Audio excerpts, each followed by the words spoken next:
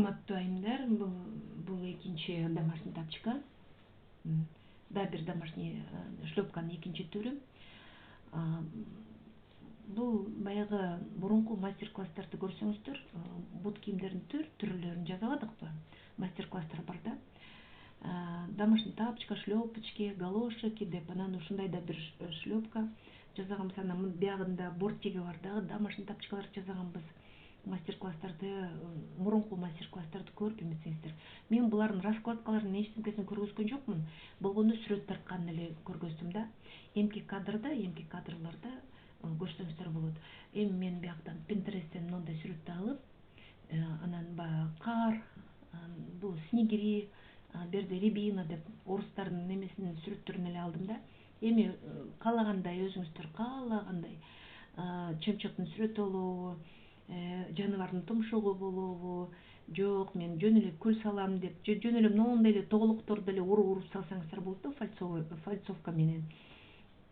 Мына жипти бөлүп мен өзүм меланж болгондон кийин түрлөрү немесинен пряжанын өңдөрү башкача болгондон кийин вообще сүрөт тартканга ылайыктуу болуп калды да. Мен эми ушул азыр сүрөт тартканды сиздерге баарыңыздерге ийне менен сүрөт тартканды көргөзүп атам. Анан эми бул мастер-классты көрүңүздөр, колдонуңуздар, урматтуу айымдар. Баарыңыздерге ким кааласа, ким жактырса, ошо эмки кадрда ушу домашний тапочкалардын сүрөтүн тартканды көргөзөбүз. Сиздерге азыр моундай чымчыктын сүрөтүн домашний тапочкага кантип тартыш керектигин көргөзөмүн. Көрүңүздөрбү? Бул домашний тапочка шлепка. Биягынан кезип, анан кайра бул жагына азыр эме менен ийне менен минтип, биягын минтип сайып, фальцевать этип, бүт дайындап койдум. Бул увалка боло элек. Бул 38 размер домашний тапочка болот. Азырынча биз сүрөт эле кылабыз. Сүрөтүн тартабыз. Сүрөтүн биз чымчыктын сүрөтүн мындай кылат. Мындай губка. Бул губканы алып, пакетке салып, очень аккуратно көрүңүздөр, мындай жумшак, аябай жумшак. Негизи мен муну кургатып алам. Бирок бул азыр нымыраак. Ошо ным болсо деле мен азыр эме сүрөт тартып атам да, же болбосо өзүңүздөр кургатып алсаңыздар болот. Мен эми такай эле сүрөттү тартып аткандан кийин чала кургатып эле алдым. Чала кургаганга деле боло берет. Эми могу чымчыктын сүрөтүн жаныма коюп алам. Сүрөтүн болсо Pinterest'тен алдым. Анан минтип башынан баштайбыз. Башын сайып, ийне менен баары азыр болжолдоп эле сайып беребиз. Анан оңдоп алабыз ийне менен. Мындайынан алып, эң ошо денесин жасап алсак, эң биринчи денесин жасап алсак, калганы оңой эле.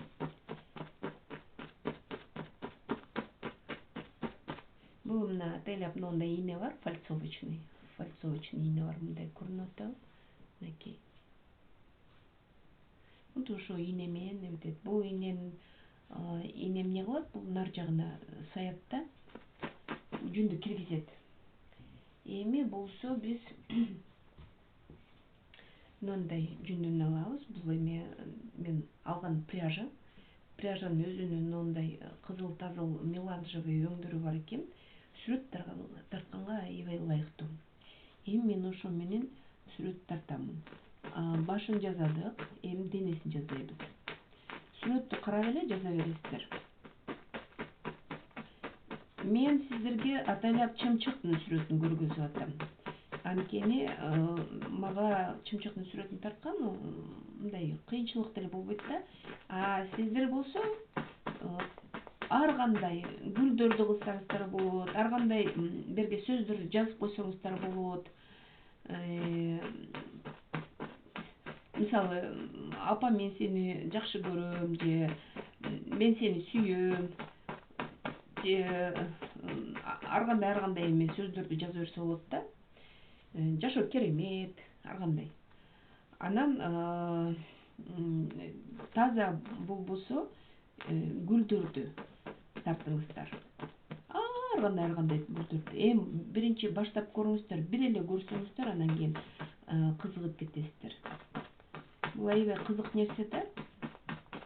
Мынакей уже чымчык денеси эмет кылгандан кийин бул ийне менен тарткан эмне үчүн жакшы? Бул кою түшөт да, жүнү кою түшөт и наркы жака чейин чыгып кетет да. Анан кою түшкөндөн кийин бунун эмеси баягы увалка киргенден кийин, жүн киргенден кийин жакшы, аябай сочный көрүнөт да. Сүрөттөрү. Мынтип эле сай бересиздер. Бул чала кургады, жакшы эле неметип атат. Кыйынчылык алып келген жок да. Ийне кенен кирип атат. Мен бүт чала кургатып алдым мунучу. Чала кургатып алып, анан кийин сиздерге көргөзөйүн депчи, убакыт өткөрбөй эле көргөзөйүн деп, анан мен чала кургатып алдым. Моундай пряжа, ошол пряжанын ичинен мен мындай жүндөрүн өңгө бөлүп, мынтип бөлүп, бияка дайындап койдум. Эми бул киргенден кийин аябай кооз жакшы көрүнөт экен. Мунун составына 46% жүн болгондон кийин увалкасы, жүндүн кириши аябай жакшы экен. Эметтим, жактырдым да, аябай эле жактырдым. Анткени буга чейин дагы мастер-класстарга да колдондум.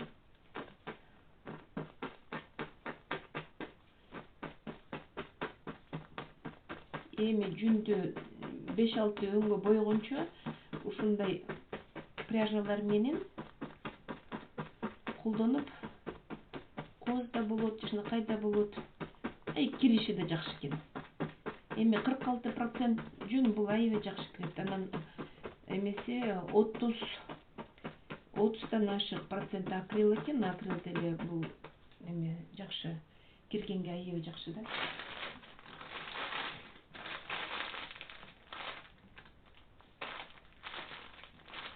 Мындай өңдүү вискоза бар. Ошо канатын бөлүп коелу. Вискоза менен акырын канатын бөлүп коебуз. Бул өзү жүн болгондон кийин вискоза кирет. Основасы домашний тапочка өзү жүн болуп аткандан кийин кирет да. Мен эми көбүнчө эмени вискозаны аралаштырам, бирок ошо сүрөт салганда вискозаны аралаштырам. Жүн менен кошо болуш керек да. Азыр мен муну жүнгө сайып атам, бул кирет. Жакшынакай болуп кирип калат. Кою бул жакшынакай сүрөттү да өңүдө жакшынакай болуп эметип калат. Так. Канаттарын кылып атабыз. Сүрөт тарткан аябай кызыктуу. Мынакей. Канаттарын кылып атабыз. Эми канатынын бияка бөлүбүз. Бөлүп коебуз мындай. Бул киргенден кийин дагы аябай сонун эмеси жакшынакай болуп чыгат да. Бир ичкилеп кылат экенбиз.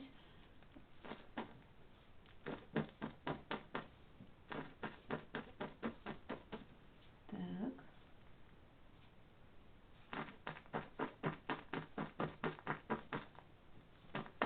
Мен бул жакты карап, анан окшоштуруп атам да. Сиздер болсо телефондо Pinterest ачып алып, Pinterest'тен карап тартып бериңиздер.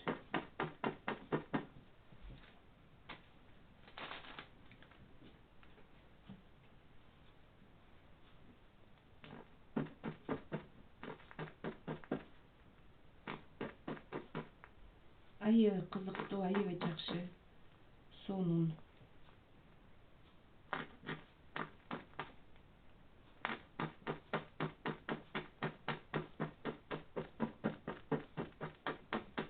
Бул чымчыктын атын орустар снегирь деп коет.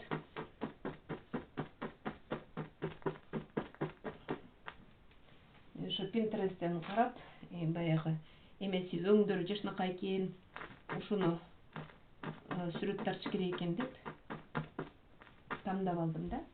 Же болбосо кечке эле турналарды тартып бербей, чабалекейди да, жакшы чабалекейдин да, домашний тапчыкасына чабалекейди да салып, композиция кылып эмтебиз. Биз ушундай кылып бөлөбүз. Бул жагы азыр могу жери ак курсак ак экен, ошол жерде канаттын астында мындай кылып бөлүп кетебиз. Анткени берги азыр мен ак үстүндү да эметем. Так. Бирке мындай сары өңдү биягын бөлүп коебуз, сары өң менен. Эми бул домашний тапчыка мындай кызыктуу, анан кыштын күнүндө кийгенде эмелери, боектору кызыктуу болсун, карап отурганда, кийип отурганда дагы адамдын жашоосун кызыктуу кылып. Так. Ушундай.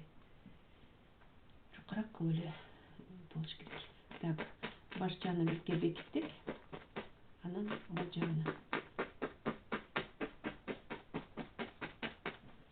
Ушундай кылабыз. Так.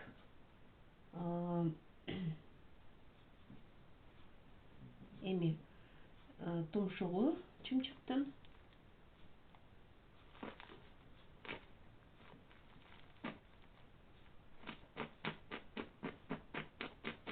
Так. Чымчыктын тумшугун кылабыз.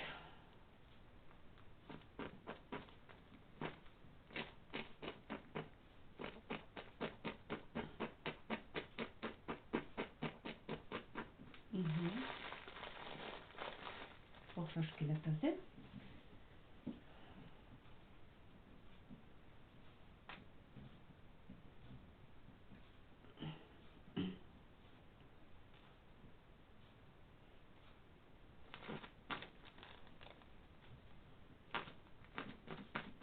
башын бирке тоолоп коелу.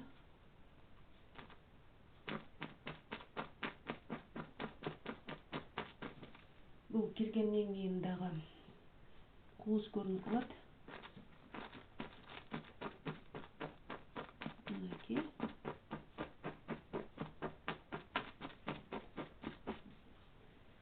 Так. Тепке бооз өңдү вискозаны алып, мындайынан клөбүнүн үстүнөн, тумшугунун үстүнөн дагы бөлүп коелу.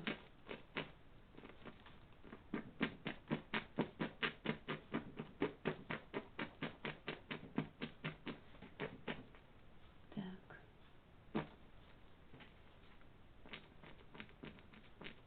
Инени ар кандай эңкейтип, ар кандай угол менен эметсеңиздер,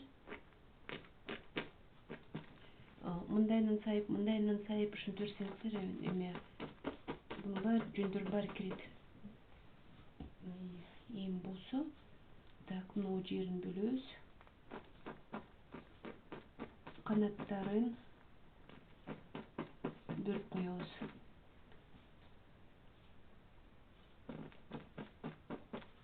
Так, могу жеринде кара өң көбүрөөк экен. Бияка мындайынан кайрыйбыз. Ушинтип мына бөлүнүп калат. Мынакей.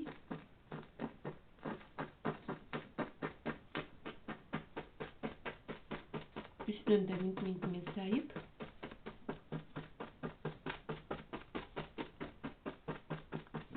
Так. Ак өңдү жүндүн курсак жагына кошобуз.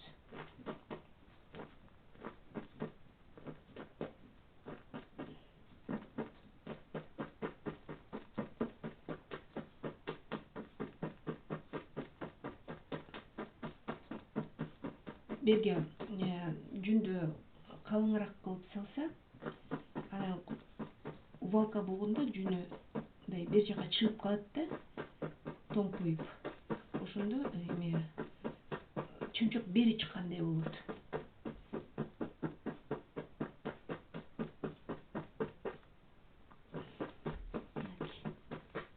кызыктуу экен эжекелер. Аябай кызыктуу нерсе бул.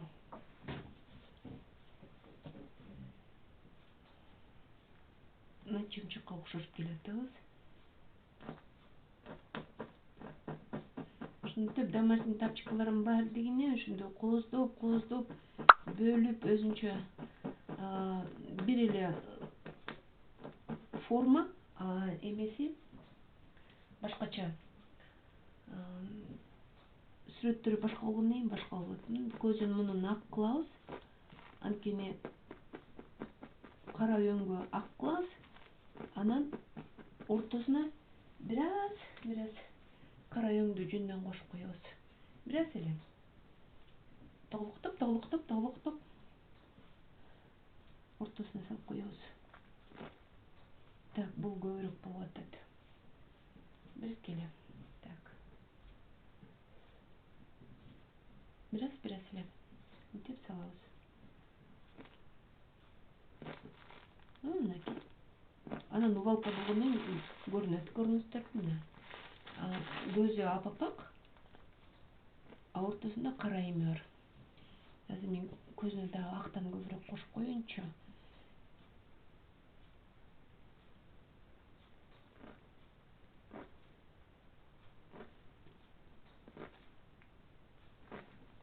Так. Кайчыны жаныңарга коебуга лишний керек болсо, андан көрө жууп алганча кайчы менен колдонсоңор сонун болот.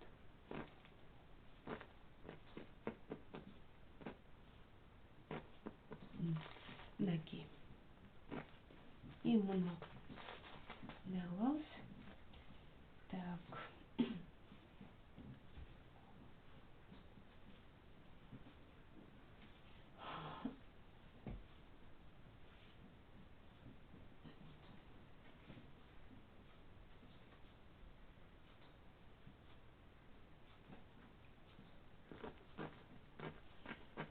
Эми мына жерине кызыл вискозаны алып, анан үстүнөн интип бир аз сайып коебуз.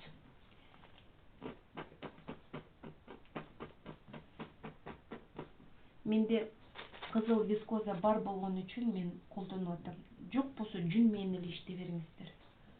Эме кылбай элечи өзүңүздөргө коркпой эле жаза бериш керек да, бүт нерсеничи. Коркпой эле жаза бериңиздер. Эми биз болсо тоглоктоп эле буну рябина деп коет. Орусча рябина, кыргызча билбейм. Ошолордун баягы мөмөлөрүн жасайбыз. Эми бизде жүн ар түрлүү жүн болгондон кийин ар түрлүү мөмөлөр жасайбыз. Жашоодо бир жөн эле кочкул кызыл болот, а биз ар түрлүү кылабыз. Анткени биздин домашний тапчка жашнакай болуп өңүнөн бөлүнүп туруш керек. Бул домашний тапчкада өңдөр даже келишпей деле калат, бирок ошо менен кызык болот. Бизде жүндөр ар кандай өңдүү, анан биз алып кыла беребиз. Мынакей, мына сарысы да бар.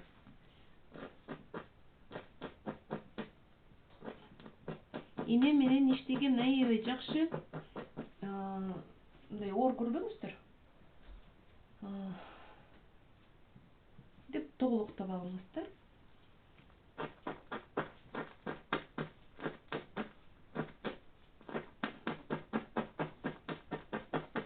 Тоглоктоп алсаңыздар, ине менен сайып. Мынакей.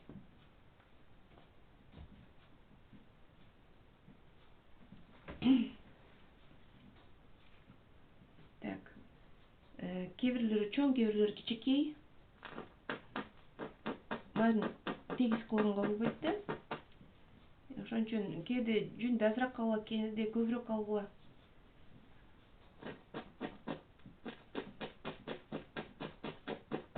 Мынакей. Так, мунусун кичирээк кылабыз. Ошо менен кызык, анан ошо менен кооз болот.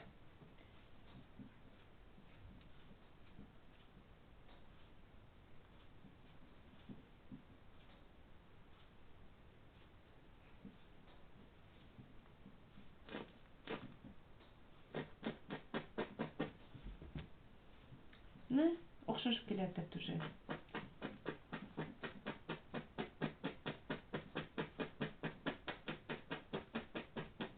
Мынакей.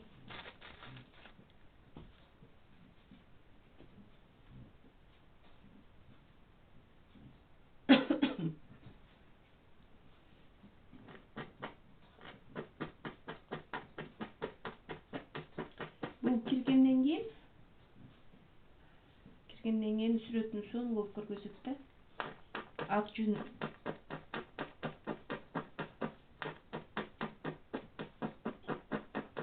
Мынакей. Ушинтип тартып беребиз. Мунун увалкасы мен мастер-класс тартканмын. Буга чейин мастер-класс сиздерге көргөзгөнмүн. Мемеде бизде Кыргыз каналында бар. Ошо тапчыканын кантип раскладкасын кылат, увалкасын кандай кылат, ошолордун баары деген көрсөңүздөр эмес болсо болот. Бул мастер-класс ушул домашний тапчыкага сүрөттү кантип тартат, ошону көргөзүп атам. Кээ бирөөлөр аябай тимеле бүт увалка кылып туруп анан кийин тартат. Аны ушун бойдон калтырып коет да. Мен болсом мындай чала увалка кылам көргөзсөм, мындай жумшак болуп турат. Чала увалка кылам да, андан кийин кайра домашний тапчыканы мастер-класста көргөздүрөм го. Ошондой кылып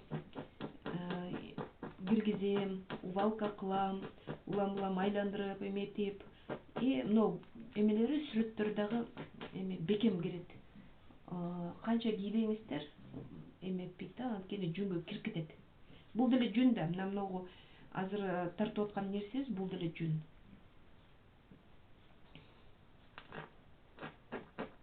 Жүн менен тартып атабыз да.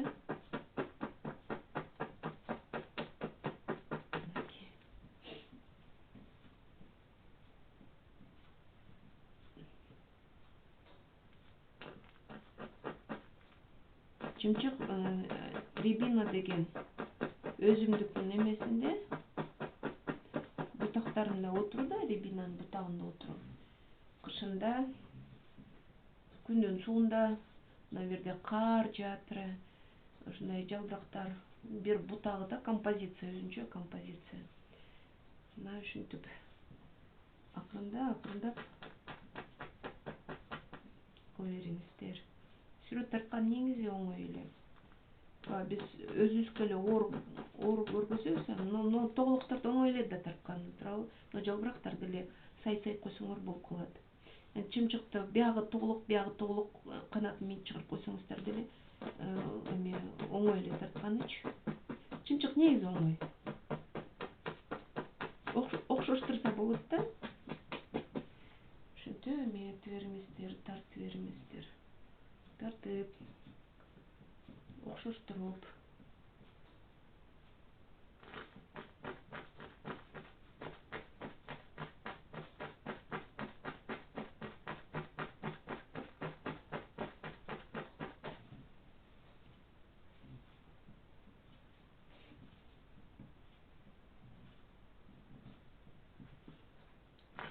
Ушул пряжанын өңдөрү аябай башка.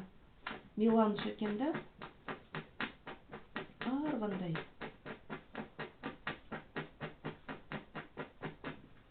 Эмеден дүкөндөн алып алдым. Жип саткан дүкөн бар бизде, ошо жип саткан дүкөндөн алып алдым. Барсам эле көзүмө шыр көрүндү, эмесинин составын карасам 46% жүн бул кирет деп анан бирөөнү алдым пробник кылып. Анан жасап көрсөм аябай сонун кирди. Анан кийин барып эле баарын алып алдым. Магазинде канча бар болчу? 15 моток тең алып алдым. Эми ушул жиптер менен дагы мастер-класстарды көргөзөм. Кандай сонун. Изденсеңиздер табасыздар да көп нерсеничи. Вискозаны деле алыңыздар. Сүрөт тартам десеңиздер, в обязательном порядке вискоза алыңыздар. Анан кийин жибек алыңыздар. Жибекти дагы эмеге, шарфтарга, палантиндерге жасап эметсе болот да. жиберип да алдыңыздар. Улам буну менен иштеп жасап баштап берсеңиздер, бул эме болот.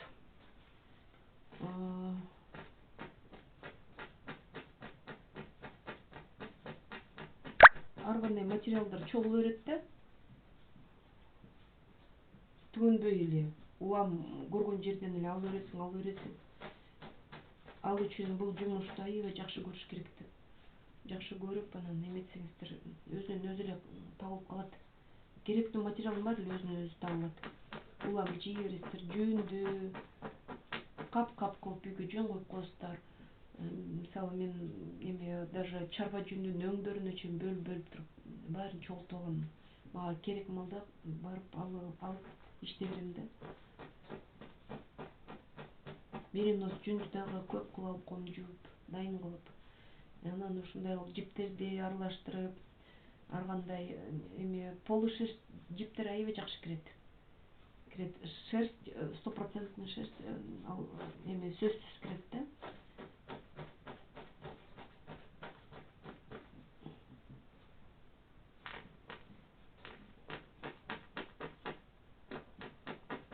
Видео узак болуп кетти деп ойлобоңуздар, мен көргөзөйүн эми аягына чейин.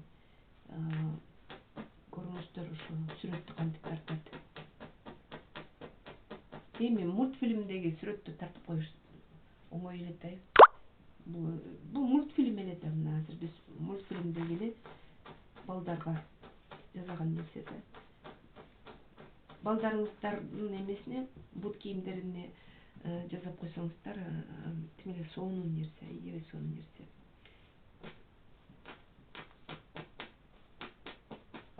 Мынакей сиздерге көргөзүп атам сүрөт тартканды.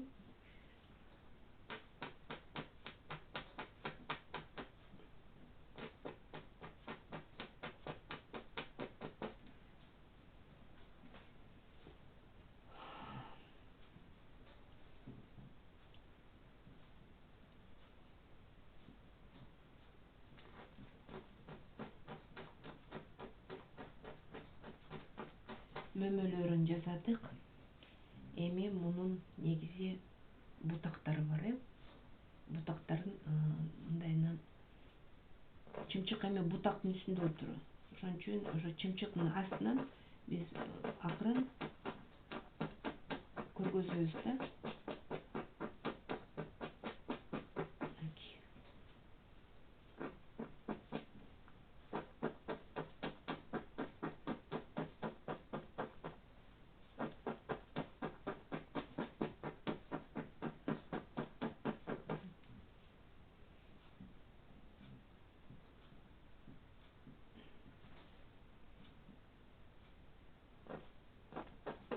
Мынакей.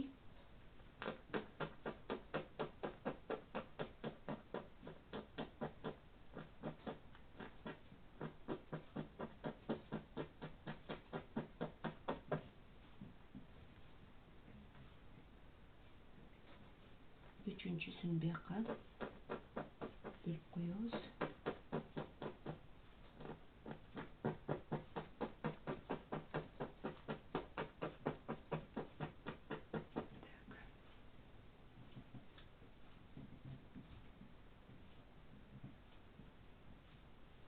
Бул жанында чоңураак мындайынан киргизебиз.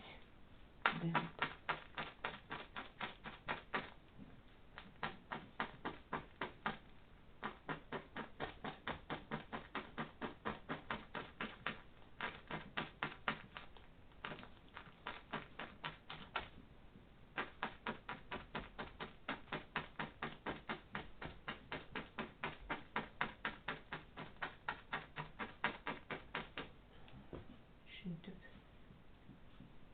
акырын азыр көргөзөбүз. Эми мына жүндүн өңдөрү меланыш да. Эми тим эле сонун көргөзүп атат.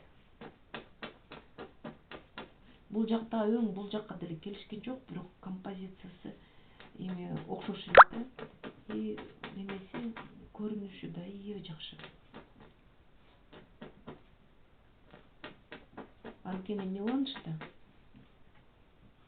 Окшош эле, экөө элечи, композициясы бир эле, а болгондо өңүнөн билинип, анан көзгө да тим эле сонун.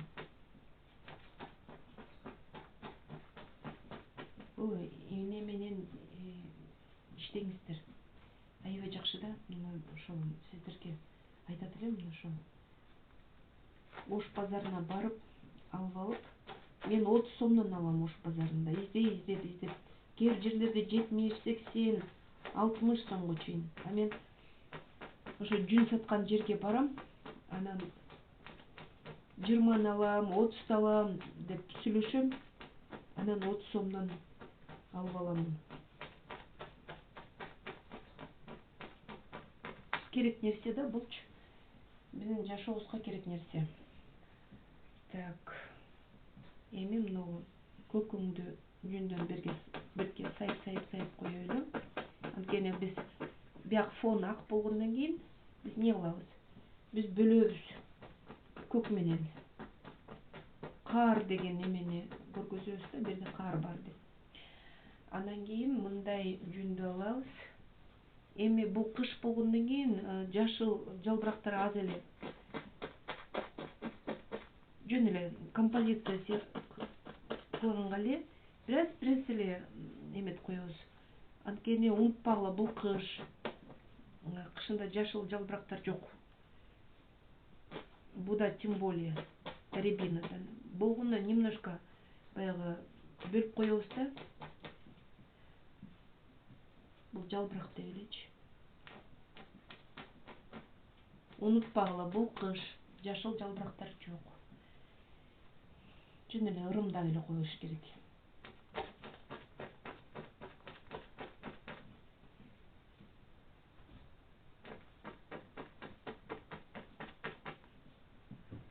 Мынакей жекелер бүттү. Берди азыр эметип коем.